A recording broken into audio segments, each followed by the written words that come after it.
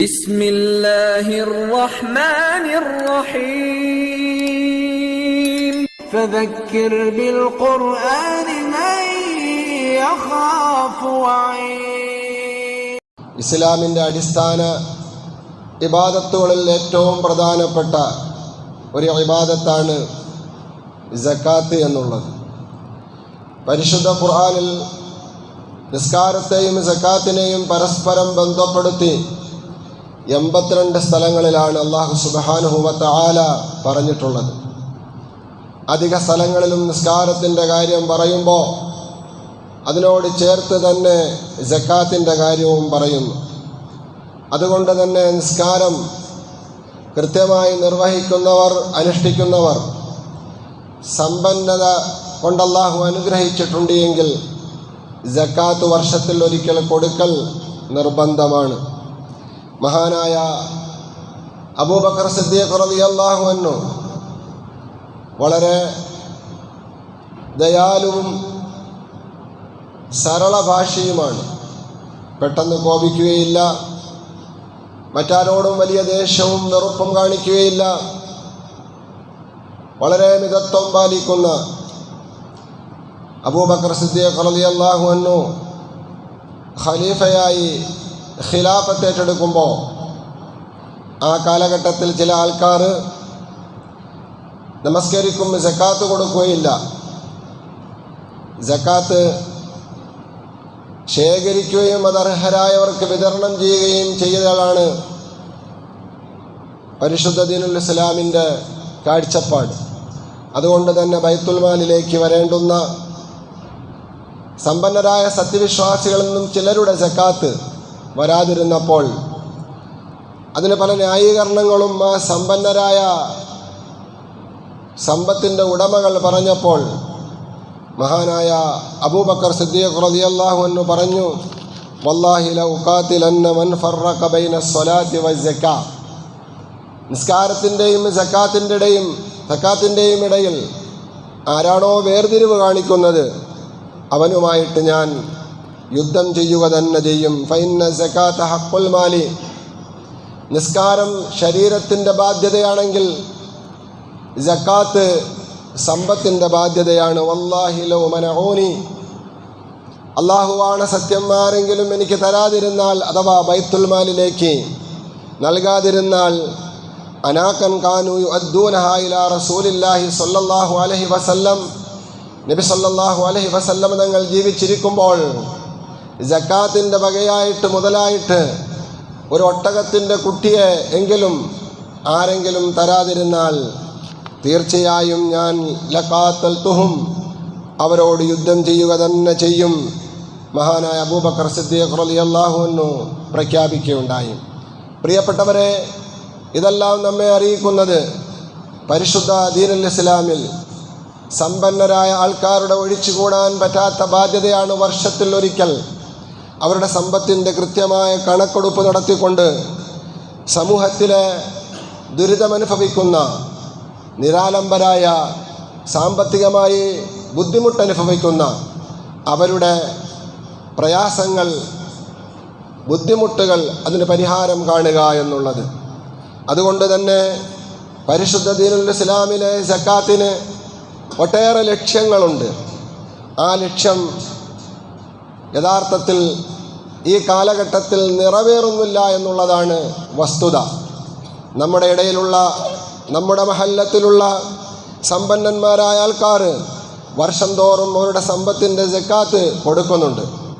പക്ഷേ ആ കൊടുക്കുന്നത് പരിശുദ്ധ ദീനുൽ ഇസ്ലാം പറഞ്ഞതുപോലെ അതിൻ്റെ ലക്ഷ്യം എന്താണോ ആ ലക്ഷ്യ സാക്ഷാത്കാരത്തിന് വേണ്ടി ആകുന്നില്ല എന്നുള്ളതാണ് വസ്തുത.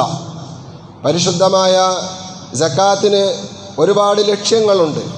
അതിലൊന്ന് വ്യക്തി സംസ്കരണമാണ്, മറ്റൊന്ന് സാമ്പത്തിക ശുദ്ധീകരണമാണ്, മൂന്നാമതൊന്ന് സമൂഹത്തിലെ ദാരിദ്ര്യ നിർമ്മാർജ്ജനമാണ്, നാലാമത്തത് സാമ്പത്തികമായ സന്തുലിതത്വമാണ്, അഞ്ചാമത്തത് സ്വയം പര്യാപ്തതയാണ്, 6 സാമ്പത്തികമായ ഭദ്രതയാണ്. ഇതെല്ലാം പരിശുദ്ധ ദീനുൽ ഇസ്ലാം വിഭാവന ചെയ്യുന്ന സക്കാത്തിൻ്റെ ലക്ഷ്യങ്ങളാണ്. അള്ളാഹുവിൻ്റെ വിശുദ്ധമായ ഖുർആനിൽ സൂറത്തു തൗബയിലൂടെ അള്ളാഹു നമുക്ക് പഠിപ്പിച്ചു തരുന്നത് അതാണ്. ഖുദ് മിൻ അംവാലിഹിം സദഖത്തൻ തുതഹിറുഹും വതുസക്കീഹിം ബിഹാ വസല്ലി അലൈഹിം ഇന്ന സ്വലാത്തക സകനുൽ ലഹും.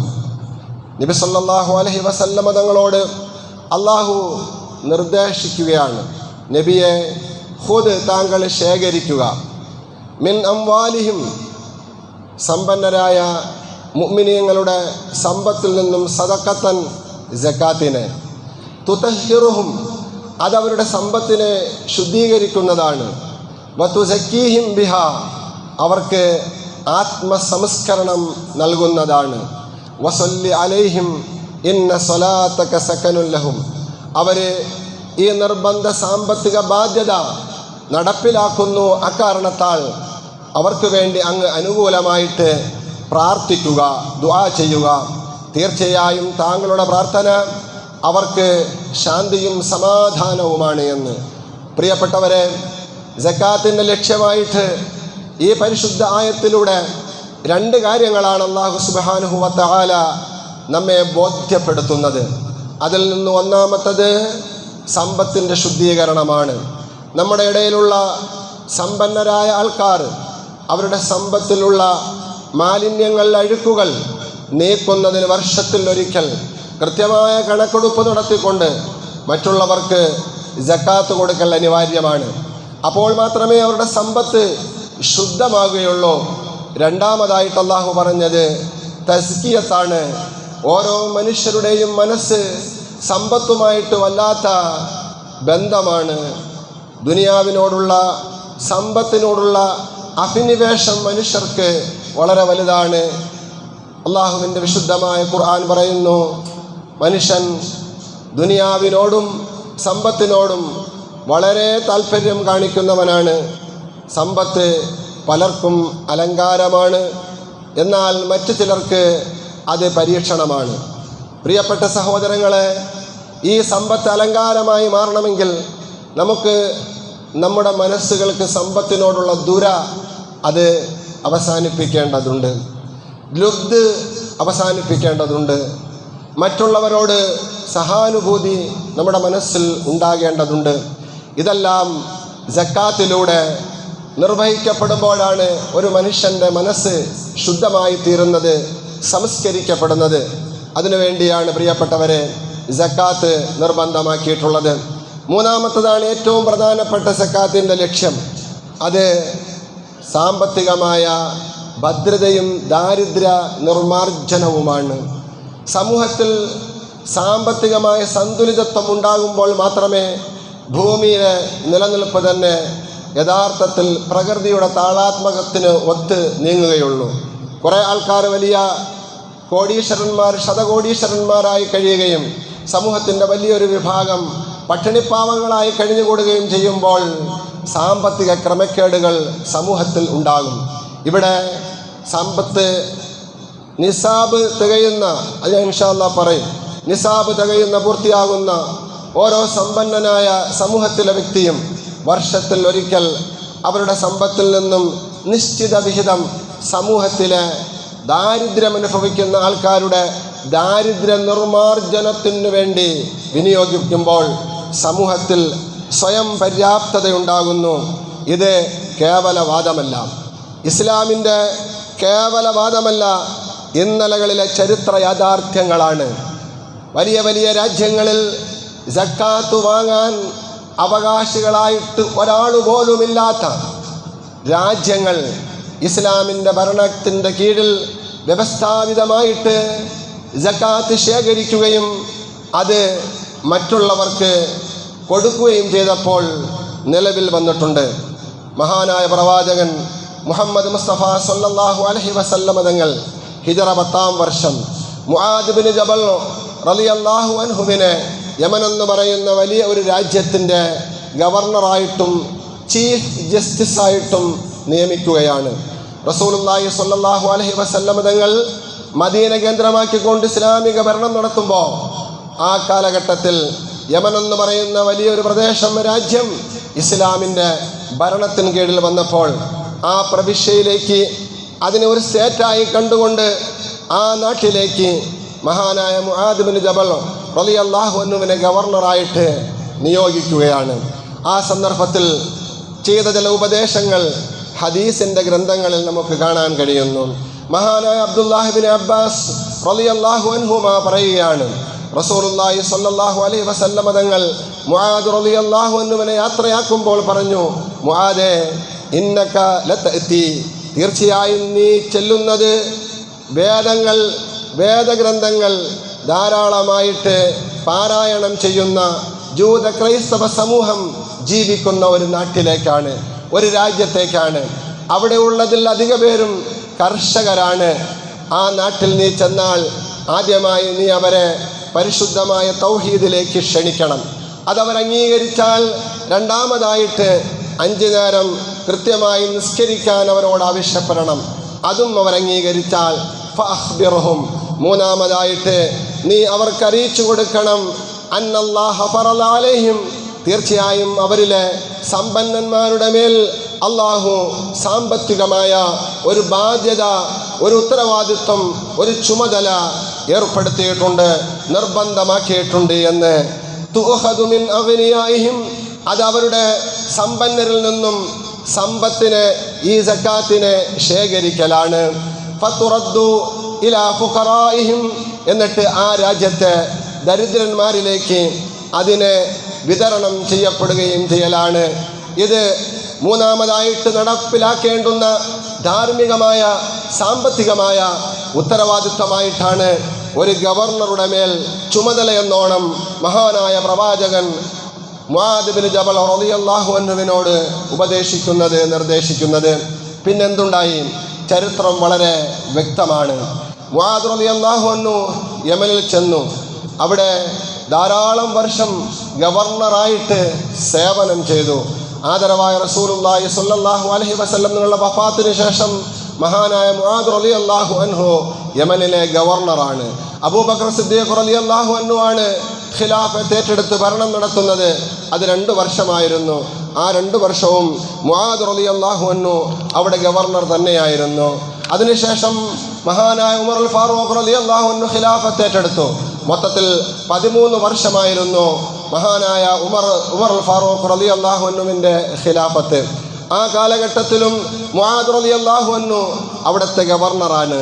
പക്ഷേ മുആദ് റളിയല്ലാഹു അൻഹു ഉമറുൽ ഫാറൂഖ് റളിയല്ലാഹുവിൻ്റെ കാലഘട്ടത്തിൽ യമനാകുന്ന വലിയ ഒരു രാജ്യത്തു നിന്നും സക്കാത്ത് ശേഖരിച്ച് ആ സക്കാത്തിൽ നിന്നും 1/3 ഭാഗം മദീനയിലേക്ക്, ബൈത്തുൽ മാലിലേക്ക്, പൊതുഖജനാവിലേക്ക് എത്തിച്ചു കൊടുത്തു. ഉമറുൽ ഫാറൂഖ് റളിയല്ലാഹു അൻഹു കത്തെഴുതി, താങ്കൾ അവിടുത്തെ ഗവർണറാണ്, അവിടുത്തെ സക്കാത്ത് ശേഖരിച്ച് അവിടെയുള്ള ദാരിദ്ര്യ നിർമ്മാർജ്ജനത്തിന് വേണ്ടിയാണ് ഉപയോഗപ്പെടുത്തേണ്ടത്, ഇങ്ങ് മദീനയിലേക്ക് അയക്കുകയല്ല വേണ്ടത്. മഹാനവറുകൾ തിരിച്ചു മറുപടി എഴുതി, പ്രിയപ്പെട്ട അമീറുൽ മുഅ്മിനീൻ, ഞാൻ ഏതാനും വർഷങ്ങളായി വ്യവസ്ഥാപിതമായി സക്കാത്ത് ശേഖരിക്കുകയും അത് അർഹരായ ആൾക്കാർക്ക് നൽകുകയും ചെയ്തപ്പോൾ ഇപ്പോൾ ഇവിടെ ഇത്രയും സക്കാത്ത് വാങ്ങാൻ അവകാശികളായിട്ട് ഈ രാജ്യത്ത് ആരും തന്നെയില്ല. അതുകൊണ്ടാണ് സക്കാത്തിൻ്റെ 1/3 ഭാഗം പൊതുഖജനാവാകുന്ന ബൈത്തുൽ മാലിലേക്ക് ഞാൻ എത്തിച്ചു തന്നത്. അടുത്ത വർഷം 2/3 ഭാഗം എത്തിച്ചു. അടുത്ത വർഷമായപ്പോൾ മുഴുവൻ സക്കാത്തിൻ്റെ ധനവും യമൻ എന്ന് പറയുന്ന രാജ്യത്തു നിന്നും മദീനയിലെ ബൈത്തുൽ മാലിലേക്ക്, പൊതു ഫണ്ടിലേക്ക് എത്തിച്ചേർന്നു. എങ്ങനെയാണ് പ്രിയപ്പെട്ട സഹോദരങ്ങളെ ഇത് സാധ്യമായത്? നാം ഈ ഒരു സംഭവം വിലയിരുത്തുമ്പോൾ അവസാനത്തെ 3 വർഷമാണ് മഹാനായ മുആദ് ബിൻ ജബൽ റളിയല്ലാഹു അൻഹു ഈ രീതിയിൽ പൊതുഖജനാവിലേക്ക് യമനിൽ നിന്നുള്ള സക്കാത്തിൻ്റെ വിഹിതം എത്തിച്ചത് എന്നിരിക്കട്ടെ. എന്നാൽ തന്നെയും 13 വർഷമാണല്ലോ ഉമറുൽ ഫാറൂഖിൻ്റെ ഭരണകാലം, 2 വർഷമാണല്ലോ മഹാനായ അബൂബക്കർ സിദ്ദീഖ് റളിയല്ലാഹുവിൻ്റെ ഭരണകാലം. രണ്ടും കൂടി ചേർത്താൽ 15ആണ്. 3 വർഷത്തെ സക്കാത്ത് ഇപ്പോൾ ഇവിടെ എത്തി. അതിനു മുമ്പ് പിന്നെ ഉണ്ടാവുന്നത് 12 വർഷമാണ്. ചുരുക്കി പറഞ്ഞാൽ 12 വർഷം മഹാനായ മുആദ് റളിയല്ലാഹു അൻഹു യമൻ എന്ന് പറയുന്ന വലിയൊരു രാജ്യത്ത് വ്യവസ്ഥാപിതമായിട്ട് സക്കാത്ത് ശേഖരിക്കുകയും അത് വിതരണം ചെയ്യുകയും ചെയ്തപ്പോൾ ആ നാട്ടിൽ മുഴുവനും സ്വയം പര്യാപ്തത ഉണ്ടായി. ഗ്രാമാന്തരങ്ങളിൽ, പട്ടണങ്ങളിൽ ചേരി പ്രദേശങ്ങളിൽ ഒന്നും തന്നെ പിന്നെ ആരും ദാരിദ്ര്യം അനുഭവിക്കുന്നില്ല. എല്ലാവർക്കും സുസ്ഥിതിയാണ്. സാമ്പത്തിക ഭദ്രതയും സന്തുലിതത്വവും ആ നാട്ടിൽ ഉണ്ടായി എന്ന് ചരിത്രമാണ്. പ്രിയപ്പെട്ടവരെ, ഇത് യമനിൻ്റെ കാര്യം മാത്രമല്ല, ഇതുപോലെ ഈജിപ്തിലും ഇറാഖിലുമൊക്കെ നിങ്ങൾ ചരിത്രം പഠിക്കുകയും ആ കാലഘട്ടത്തിലെ മുസ്ലിം ഭരണാധികാരികൾ വ്യവസ്ഥാപിതമായിട്ട് സക്കാത്ത് പരിശുദ്ധ ഖുർആൻ പറഞ്ഞതുപോലെ അത് ശേഖരിക്കുകയും അത് വിതരണം ചെയ്യുകയും ചെയ്തപ്പോൾ ആ നാടുകളിലൊന്നും സക്കാത്തിന് അവകാശികളില്ലാതായി തീർന്നു. ആദരവായ റസൂലുള്ളാഹി സ്വല്ലല്ലാഹു അലൈഹി വസല്ലം തങ്ങൾ ഒരു കാലഘട്ടത്തിൽ ദീർഘദർശനം നടത്തിയിരുന്നു. നിങ്ങൾക്കൊരു കാലം വരാനുണ്ട് സഹാബ, അന്ന് സക്കാത്ത് കൊടുക്കാനുള്ള സമ്പന്നരായ ആൾക്കാർ അവരുടെ സക്കാത്തിൻ്റെ വിഹിതം കൊണ്ട് ഇങ്ങനെ നാട്ടിൽ നടക്കും. പക്ഷേ അത് മേടിക്കാൻ അർഹരായിട്ട് ഒരു മനുഷ്യർ പോലും കാണുകയില്ല. ഇതാണ് പ്രിയപ്പെട്ടവരെ, യമനിൽ മഹാനായ മുആദ് റളിയല്ലാഹുവിൻ്റെ കാലഘട്ടത്തിൽ അനർത്ഥമായ സാമ്പത്തികമായ സുസ്ഥിതിയും ഇസ്ലാമിൻ്റെ വ്യവസ്ഥാപിതമായ സക്കാത്തിൻ്റെ ശേഖരണവും വിതരണവും അതിലൂടെ ഉണ്ടായത്. പിന്നെ എന്ത് സംഭവിച്ചു എന്നാണ്, താർത്താരികളുടെ ശക്തമായ ആക്രമണം ഒരു കാലഘട്ടത്ത് മുസ്ലിം രാജ്യങ്ങളിൽ ഉണ്ടായി. ഇസ്ലാമിക ഭരണകൂടം തകർന്നു. അതോടുകൂടി വ്യവസ്ഥാപിതമായി നടന്നുകൊണ്ടിരുന്ന സക്കാത്തിൻ്റെ ശേഖരണവും വിതരണവും താറുമാറായി. പിന്നെ വ്യക്തികൾ സക്കാത്ത് കൊടുക്കാൻ തുടങ്ങി. അങ്ങനെയാണ് പിന്നെ സക്കാത്ത് വ്യവസ്ഥാപിതമായി നടന്നുകൊണ്ടിരുന്നത്. ഇന്ന് നമ്മൾ കാണുന്ന രീതിയിലൊക്കെ ആയി മാറിയത്. പ്രിയപ്പെട്ട സഹോദരങ്ങളെ, അള്ളാഹുവിൻ്റെ പരിശുദ്ധമായ ഖുർആൻ നബിയോട് നിർദ്ദേശം നൽകുന്നത് ഖുദ് മിൻ അംവാലിഹിം, അവരുടെ സമ്പത്തിൽ നിന്ന് സമ്പത്ത് സക്കാത്ത് ശേഖരിക്കാനാണ്, എന്നിട്ട് അത് വിതരണം ചെയ്യാനാണ്. മഹാനായ പ്രവാചകൻ മുആദ് റളിയല്ലാഹുവിനോട് കൊടുത്ത നിർദ്ദേശവും അങ്ങനെ തന്നെയാണ്. ഇങ്ങനെ ഈ അടിസ്ഥാനത്തിൽ വ്യവസ്ഥാപിതമായിട്ട് നാം ഓരോരുത്തരുടെയും മഹല്ലുകളിൽ പ്രിയപ്പെട്ടവരെ സക്കാത്ത് ശേഖരിക്കുകയും അത് വിതരണം നടത്തുകയും ചെയ്താൽ നമുക്കും ഒരു 15 വർഷം കൊണ്ട് ചുരുങ്ങിയത് സ്വയം പര്യാപ്തതയിലേക്ക് എത്താൻ പറ്റും. അള്ളാഹുവിൻ്റെ അനുഗ്രഹം കൊണ്ട് അള്ളാഹു ധാരാളം സമ്പത്ത് ഈ മഹല്ലത്തിലെ പല വ്യക്തികൾക്കും നൽകിയിട്ടുണ്ട്. കോടിക്കണക്കായ സമ്പത്തുള്ളവരുണ്ട്. അവരിൽ പലരും വ്യവസ്ഥാപിതമായിട്ടല്ലെങ്കിൽ തന്നെയും സക്കാത്ത് കൊടുക്കുന്നുണ്ട്. അവർക്ക് പരിചയമുള്ള വർഷം തോറും അവർ കൊടുത്തുകൊണ്ടിരിക്കുന്ന ആൾക്കാർക്ക് അവർ അവരുടെ ഒരു ഓഹരി സക്കാത്തിൻ്റെ വിഹിതമെന്നോണം നൽകുന്നു. അത് 500-ഉം 1000-ഉം 2000-ഉമായിട്ട് പലരുടെ കൈകളിലേക്ക് എത്തിപ്പെടുന്നു. ആർക്കും അതുകൊണ്ട് ആത്യന്തികമായിട്ട് ഒരു ഉപകാരവും പ്രയോജനവുമില്ലാതെ താൽക്കാലികമായ ചില നേട്ടങ്ങൾ മാത്രമുണ്ടാകുന്നു. പ്രിയപ്പെട്ടവരെ, ഇതല്ല സക്കാത്ത് കൊണ്ട് ലക്ഷ്യമാക്കുന്നത്. ഇതല്ല സക്കാത്ത് കൊണ്ട് പരിശുദ്ധ ദീനുൽ ഇസ്ലാം അർത്ഥമാക്കുന്നത്. അതുകൊണ്ട് കാലോചിതമായ മാറ്റങ്ങൾ നമ്മുടെ മഹല്ലിനും ഉണ്ടാകണം. 2 വെള്ളിയാഴ്ചയ്ക്ക് മുമ്പ് ബഹുമാന്യനായ സെക്രട്ടറി നിങ്ങളോട് പറയുകയുണ്ടായി, സക്കാത്ത് കൊടുക്കാൻ ഉദ്ദേശിക്കുന്നവർ അത് ജമാഅത്ത് കമ്മിറ്റിയെ സമീപിച്ചാൽ അതെല്ലാം കൂടി കളക്ട് ചെയ്തുകൊണ്ട് അർഹരായ ആൾക്കാർക്ക് മുൻഗണന അജണ്ടയുടെ അടിസ്ഥാനത്തിൽ കൊടുക്കാനെന്ന്. പക്ഷേ ആരും സമീപിച്ചില്ല എന്നാണ് ഇന്നലെ പരിതാപകരമായ നിലയിൽ അദ്ദേഹം എന്നോട് സംസാരിച്ചത്. അതുകൊണ്ട് തന്നെയാണ് ഇന്ന് ഞാൻ നിങ്ങളോട് ഈ വിഷയം ഈ രീതിയിൽ സംസാരിക്കുന്നത്. ശാരീരികമായി വളരെ അസ്വസ്ഥതയുണ്ട്, സുഖമില്ല. എന്നാൽ തന്നെയും പരിശുദ്ധമായ സക്കാത്തിൻ്റെ കാര്യം പ്രിയപ്പെട്ടവരെ വളരെ ഗൗരവത്തോടുകൂടി നിങ്ങളെ ശ്രദ്ധയിൽപ്പെടുത്തുകയാണ്. നാം പരിശുദ്ധമായ ദീനുൽ ഇസ്ലാമിലെ അഹ്കാമു ശരീഅ നടപ്പിൽ വരുത്തുന്നതിന് ഇമാമുകൾ, ഭരണാധികാരികൾ മുസ്ലിം രാഷ്ട്രങ്ങളിൽ അനിവാര്യമാണ്. മുസ്ലിം രാഷ്ട്രങ്ങൾ അല്ലാത്ത നമ്മെപ്പോലെയുള്ള ബഹുസ്വര സമൂഹത്തിൽ കഴിയുന്നവർക്ക് ഇതെല്ലാം നിറവേറുന്നതിന് വേണ്ടി ലറൂരിയായ കാലിമാരും ഭരണ സംവിധാനങ്ങളുമുണ്ട്. നമ്മുടെ മഹല്ല് യഥാർത്ഥത്തിൽ അക്ഷരാർത്ഥത്തിൽ അങ്ങനെയുള്ളൊരു സംവിധാനത്തിലൂടെയാണ് മുന്നോട്ട് നീങ്ങുന്നത്. പ്രിയപ്പെട്ടവരെ, പരിശുദ്ധമായ ദീനുൽ ഇസ്ലാമിൻ്റെ അടിസ്ഥാന പ്രമാണങ്ങൾ നമുക്ക് പഠിപ്പിച്ചു തരുന്നത് വൽ മുസ്ലിമൂന ലാ ബുദ്ദ ലഹും മിൻ ഇമാമിൻ യഖൂമു ബിതൻഫീദി അഹ്കാമിഹിൽ മശ്റൂഅത്തി വ ഇഖാമിൽ ജുമഇ വൽ ജമാഅത്തി വൽ അയാദി വ അഖ്ദി സദഖാതിഹിം. മുഅ്മിനീങ്ങളെ സംബന്ധിച്ചിടത്തോളം അവർക്ക് ഒരു ഭരണാധികാരി അനിവാര്യമാണ്.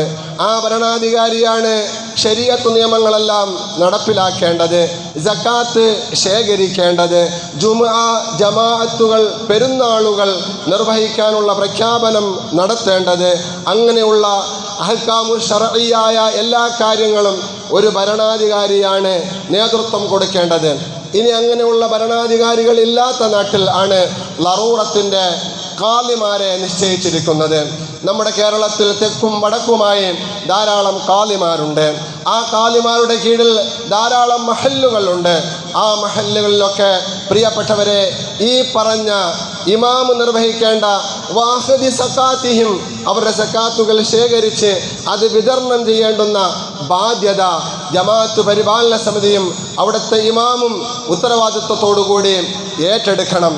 അങ്ങനെ ഏറ്റെടുത്ത് നടത്തിയാൽ അൽഹംദുലില്ലാ അള്ളാഹുവിൻ്റെ സഹായം കൂടെ ഉണ്ടാകുമ്പോൾ പ്രിയപ്പെട്ട സഹോദരങ്ങളെ, നമ്മുടെ സമൂഹത്തിലും ദാരിദ്ര്യ നിർമ്മാർജ്ജനമുണ്ടാകും, സ്വയം പര്യാപ്തതയുണ്ടാകും.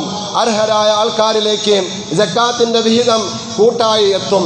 അവർക്കതുകൊണ്ട് എന്തെങ്കിലും ഒരു ഉപയോഗമുണ്ടാകും. ഏതെങ്കിലും ഒരു തൊഴിൽ മേഖലയിൽ അവർക്കൊരു തൊഴിൽ കണ്ടെത്താൻ പറ്റും. കടങ്ങൾ കൊണ്ട് വല്ലാതെ വിഷമിക്കുന്നവർക്ക് കടബാധ്യതകളിൽ നിന്നും മോചനമുണ്ടാകും. വിദ്യാഭ്യാസ രംഗത്ത് വല്ലാതെ ബുദ്ധിമുട്ടുന്ന ചില കുടുംബങ്ങൾക്ക് പരിഹാരമാകും. വീട് വയ്ക്കാൻ നിവർത്തിയില്ലാത്തവർക്ക് അതിനും പരിഹാരമാകും. പ്രിയപ്പെട്ടവരെ, എത്ര വർഷം കൊണ്ട് നമ്മുടെ ഇടയിലുള്ള സമ്പന്നരായ ആൾക്കാർ അവരുടെ സമ്പത്തിൻ്റെ ഒരു ഓഹരി സക്കാത്ത് എന്ന നിലയിൽ എല്ലാവർക്കും നൽകുന്നു. പക്ഷെ അതുകൊണ്ട് എന്താണ് നേട്ടമുണ്ടായിക്കൊണ്ടിരിക്കുന്നത്? യഥാർത്ഥത്തിൽ ഇസ്ലാം അർത്ഥമാക്കുന്ന ലക്ഷ്യമാക്കുന്ന നേട്ടമില്ല എന്നാണ് ഈ സന്ദർഭത്തിൽ ഞാൻ ഓർമ്മപ്പെടുത്തുന്നത്. അതുകൊണ്ട് മഹല്ല് പരിപാലന സമിതിയും നമ്മുടെ സമൂഹത്തിലെ മഹല്ലിലെ സാമ്പത്തിക വിദഗ്ധന്മാരും ഒക്കെ പരസ്പരം കൈകോർത്തുകൊണ്ട് ഈ വിഷയത്തിൽ അടിയന്തരമായ മീറ്റിങ്ങുകൾ ചേരണം, ചർച്ചകൾ വേണം. അതുപോലെ നമ്മുടെ മഹല്ലിനെ സർവ്വതോമുഖമായ പുരോഗതിയിലേക്ക് കൊണ്ടെത്തിക്കുന്ന തീരുമാനങ്ങളും അജണ്ടകളും കാലോചിതമായിട്ട് ഉണ്ടാകണം. അല്ലാഹു സുബ്ഹാനഹു വ തആല അതിന് തൗഫീഖ് നൽകുമാറാവട്ടെ. പ്രിയപ്പെട്ട സഹോദരങ്ങളെ, ഒരു കാര്യം കൂടി ഗൗരവമായിട്ട് ഉണർത്തുകയാണ്. അല്ലാഹു നിങ്ങൾക്ക് നൽകിയിട്ടുള്ള സമ്പത്തിൽ നിന്നും വർഷത്തിൽ ഒരിക്കൽ നിങ്ങൾ നൽകേണ്ടുന്ന സാമ്പത്തികമായ ബാധ്യതയാകുന്ന സക്കാത്ത് നൽകിയില്ല എങ്കിൽ നാളെ പരലോകത്ത് കഠിനമായ വിചാരണയും ശിക്ഷയുമായിരിക്കും അതിൻ്റെ പേരിൽ ഉണ്ടാകുന്നത്. പരിശുദ്ധ ഖുർആനിൽ എത്രയോ സ്ഥലങ്ങളിൽ വളരെ ഗൗരവത്തോടുകൂടി താക്കീതായിട്ട് അല്ലാഹു സുബ്ഹാനഹു വ തആല ഈ വിഷയം ഉണർത്തുന്നുണ്ട്. വല്ലദീന യക്നിസൂന ദഹബ വൽ ഫില്ലത വലാ യുൻഫിഖൂന ഹാ ഫീ സബീലില്ലാഹ്, അള്ളാഹുവിൻ്റെ മാർഗത്തിൽ ചിലവഴിക്കാതെ സാമ്പത്തികമായ വലിയ ഉന്നമനത്തിൽ നിൽക്കുന്ന ആൾക്കാർ അവരുടെ സമ്പത്ത് ബാങ്ക് ബാലൻസ് ആയിട്ട് നിക്ഷേപിച്ച് ഇങ്ങനെ സൂക്ഷിച്ചു കൊണ്ടിരിക്കുന്നു. അവർ അതിൻ്റെ സക്കാത്ത് വർഷം തോറും കൊടുക്കുന്നില്ല. അങ്ങനെയുള്ള ആൾക്കാർ ശ്രദ്ധിക്കുക. അള്ളാഹു പറയുന്നു, ഫബശ്ശിർഹും ബിഅദാബിൻ അലീം, അവർക്ക് വേദനാജനകമായ ശിക്ഷയാണ് വരാനിരിക്കുന്നത്. എന്നാൽ യൗമ യുഹ്മാ അലൈഹാ ഫീ നാരി ജഹന്നം, ഈ സമ്പത്തുകളെയെല്ലാം ഇന്ധനങ്ങളാക്കി മാറ്റപ്പെടുന്ന ഒരു മഹിഷറ വരാനുണ്ട്. ഈ സമ്പത്തുകളെയെല്ലാം അഗ്നിയായിട്ട് മാറ്റപ്പെടുന്ന ഒരു മഹിഷറ വരാനുണ്ട്. ഫതുഖ്ബാ ബിഹാ ജിബാഹുഹും വജുനൂബുഹും വളുഹൂറുഹും, നെറ്റിത്തടത്തിലും പാർശ്വങ്ങളിലും ശരീരത്തിൻ്റെ മറ്റു പല ഭാഗങ്ങളിലും അതുകൊണ്ട് ചൂട് വയ്ക്കപ്പെട്ട് അന്നാളിൽ അവരെ ശിക്ഷയുടെ രുചിപ്പിക്കൽ അള്ളാഹു രുചിപ്പിക്കുമെന്ന് പരിശുദ്ധ ഖുർആനിൽ അള്ളാഹു പറയുന്നുണ്ട്. അതുകൊണ്ട് പ്രിയപ്പെട്ട സഹോദരങ്ങളെ, നമ്മുടെ സമ്പത്തിൻ്റെ അതിപ്രധാനമായ ഒരു ബാധ്യതയാണ് സക്കാത്ത് കൊടുക്കുക എന്നുള്ളത്. മഹാനായ അനസ് റളിയല്ലാഹു അൻഹു പറയുകയാണ്, തമീം ഗോത്രക്കാരനായ സമ്പന്നനായ ഒരു വ്യക്തി ആദരവായ റസൂലുള്ളാഹി സ്വല്ലല്ലാഹു അലൈഹി വസല്ലം നിങ്ങളുടെ സവിധത്തിൽ വന്നിട്ട് പറഞ്ഞു, അന കസീറുൽ മാലി വല്ലഹലി വൽ മുൽദി വൽദുയൂഫി യാ റസൂലല്ലാഹ്, അല്ലാഹുവിൻ്റെ റസൂലെ, ഞാൻ വലിയ സമ്പന്നനാണ്, എനിക്ക് വലിയൊരു കുടുംബമുണ്ട്, ധാരാളം മക്കളുമുണ്ട്, അതോടൊപ്പം ഒരുപാട് ഗസ്റ്റുകൾ എൻ്റെ അടുക്കൽ വരാറുണ്ട്, അവർക്കൊക്കെ ഞാൻ വേണ്ടുന്ന രീതിയിൽ സൽക്കാരങ്ങൾ നടത്താറുമുണ്ട്. നബിയെ, കൈഫ ഉൻഫിഖു, ഞാൻ മുസ്ലിമായി, ഇനി ഞാൻ എങ്ങനെയാണ് എൻ്റെ സമ്പത്ത് ചിലവഴിക്കേണ്ടത് എന്ന് ആദരവായ നബി മുഹമ്മദ് മുസ്തഫ സല്ലല്ലാഹു അലൈഹി വസല്ലം തങ്ങളോട് ആ സഹാബി വര്യൻ വന്ന് ചോദിക്കുമ്പോൾ അള്ളാഹുവിൻ്റെ റസൂൽ ആദ്യമായിട്ട് പറഞ്ഞത്, അദ്ദി സക്കാത്ത് അംവാലിക, സഹോദര, നിന്റെ സക്കാത്തിൻ്റെ സാമ്പത്തികമായ ബാധ്യത, നിന്റെ സമ്പത്തിൻ്റെ സാമ്പത്തികമായ ബാധ്യതയാകുന്ന സക്കാത്ത് അത് നീ ആദ്യമായി നിറവേറ്റുക. അതാണ് നീ ആദ്യമായി ചെയ്യേണ്ടതെന്ന്. പ്രിയപ്പെട്ടവരെ, നമ്മൾ പലപ്പോഴും വ്യക്തമായ നിലയിൽ കണക്ക് നോക്കാതെ എങ്ങനെയെങ്കിലുമൊക്കെ ഉരുട്ടിപ്പിരുട്ടി സക്കാത്ത് കൊടുത്തുകൊണ്ട് രക്ഷപ്പെടാൻ നോക്കുകയാണ് ചെയ്യുന്നത്. അതല്ല വേണ്ടത്. നമ്മുടെ സമ്പത്തിൻ്റെ ഒരു വർഷത്തെ കണക്കെടുപ്പ് നമ്മൾ നടത്തണം. ഇന്നത്തെ വിലയനുസരിച്ച് വെള്ളിയുടെ 595 ഗ്രാമിൻ്റെ വിലയാകുന്ന ഏകദേശം 1,70,75,000 രൂപ വാർഷിക വരുമാനമായിട്ട് മിച്ചമുണ്ടെങ്കിൽ അതിൻ്റെ 40% അഥവാ 2.5% കൃത്യമായിട്ട് അർഹതപ്പെട്ടവർക്ക് നമ്മൾ കൊടുക്കണം. വഫി അംവാലിഹിം ഹഖ്ഖുൻ ലിസ്സായിലി വൽ മഹ്റൂം, യാചകരായി വരുന്നവർക്ക്, അതുപോലെ തന്നെ ഫക്കീർ മിസ്കീന്മാർ ഉൾപ്പെടെയുള്ള മഹ്റൂമുകൾ, ഭാഗ്യഹീനരായി പോയ ആൾക്കാർ, അവർക്കുള്ള അവകാശമാണത്. സമ്പന്നൻ്റെ ഔദാര്യമല്ല സക്കാത്ത് എന്നുള്ളത്. പ്രിയപ്പെട്ട സഹോദരങ്ങളെ, സമൂഹത്തിലെ ദുരിതമനുഭവിക്കുന്നവരുടെ അവകാശമായിട്ടാണ് പരിശുദ്ധമായ ഖുർആൻ പറയുന്നത്. അതുകൊണ്ട് അവരുടെ അവകാശങ്ങൾ നമ്മൾ കൊടുക്കാൻ നമ്മുടെ സമ്പത്തിൽ കലർത്തുകയാണെങ്കിൽ ഒരു പക്ഷേ തൗബ പോലും സ്വീകരിക്കുകയില്ല. വളരെ ഗൗരവമുള്ള കാര്യമാണ്. തൗബയുടെ ഷർത്ത് എന്താണ്? അത് മനുഷ്യനുമായിട്ട് ബന്ധപ്പെടുമ്പോൾ അതിൻ്റെ ഷർത്ത് ഹക്കുകൾ വീടുക എന്നുള്ളതാണ്. ഞാൻ എൻ്റെ സമ്പത്തിൽ നിന്നും എൻ്റെ ചുറ്റുവട്ടത്തുമുള്ള സമൂഹത്തിലുള്ള അർഹരായ ആൾക്കാർക്ക് എൻ്റെ സമ്പത്ത് ഞാൻ കൊടുത്തില്ല എങ്കിൽ, സക്കാത്ത് ഞാൻ കൊടുത്തില്ല എങ്കിൽ അത് അവനോട് കാണിക്കുന്ന അക്രമമാണ്, അതിൻ്റെ അവകാശിയോട് കാണിക്കുന്ന അക്രമമാണ്. അവൻ്റെ അവകാശത്തെ ഞാൻ ഹനിക്കുകയാണ് ചെയ്യുന്നത്. പിന്നെ ഞാൻ എത്ര തൗബ ചെയ്തിട്ടും ആ വിഷയത്തിൽ തൗബ സ്വീകരിക്കപ്പെടുകയില്ല. ഇത്രയും വളരെ ഗൗരവമായ കാര്യമാണ് സക്കാത്ത് എന്ന് നാം ഓരോരുത്തരും തിരിച്ചറിയുക. അതിൻ്റെ കണക്കുകളും മറ്റു കാര്യങ്ങളുമൊന്നും കൂടുതൽ പറയേണ്ടതില്ലല്ലോ, എല്ലാം നിങ്ങൾക്കറിയാവുന്നതാണ്. മറ്റൊരു കാര്യം ഉണർത്താനുള്ളത് ഫിത്ർ സക്കാത്താണ്. പരിശുദ്ധമായ റമദാനിൽ നമ്മൾ നോമ്പ് നോക്കുന്നു.